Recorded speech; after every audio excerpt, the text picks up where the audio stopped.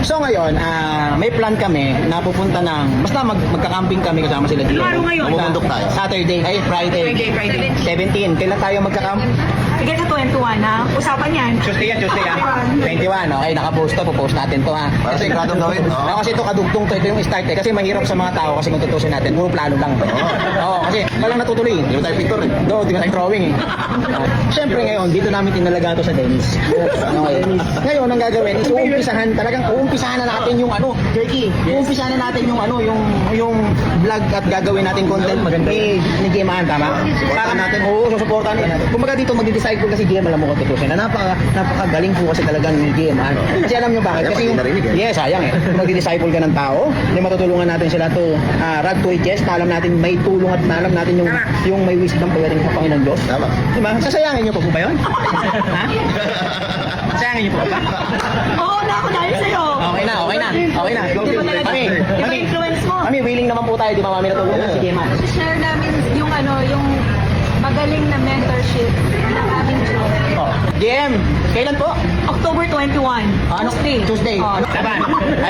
Ito po GM, kahiyaan na to pag hindi niya tinuloy. Grand mentor namin to. Pag hindi niya tinuloy to, pakahiyaan na po. Iba to. Diba, kahiyaan na.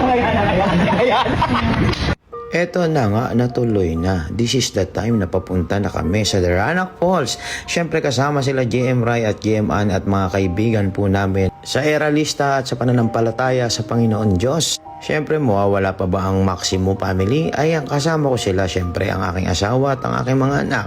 Eto na nga, malapit na sa katotohanan, papunta ng Daranac Falls. Sobrang saya at sarap neto. Nandito na kami! Hi, GM! Ako ha. Siyempre, ito na, tumupad sa bangako si GM. Ito, GM Rai kami here. GM Rai! Uy, nandito tayo! Nandito na, tumupad ka sa bangako? Oo, may Tupperware pa nga akong dala natin. Kilawin!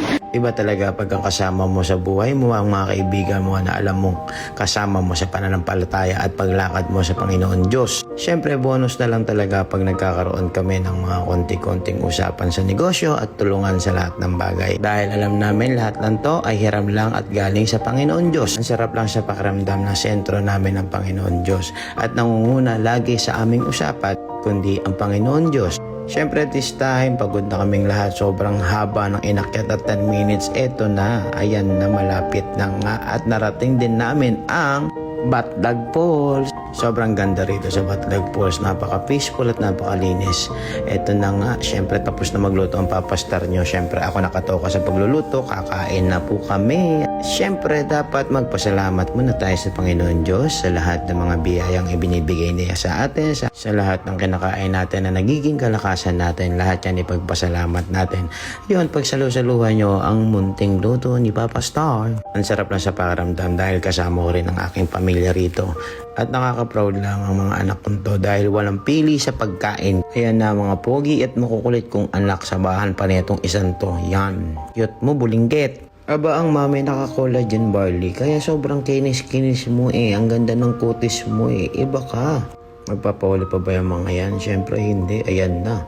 So good mga kapatid. Tayo ay magsama-sama. Iwagayway nyo na yung mga hawak yung barley. Ayan na. Alam nyo, ang sarap pala i-enjoy ang buhay na alam nyo ang sentro ay ang Panginoong Diyos. Ang pinag-uusapan ay ang Panginoong Diyos. Ang mga kaibigan na kasama mo ay kasama mo rin sa paglakad mo sa Panginoong Diyos. Kaya ano pang inaantay mo? Go and make disciples. Tara na!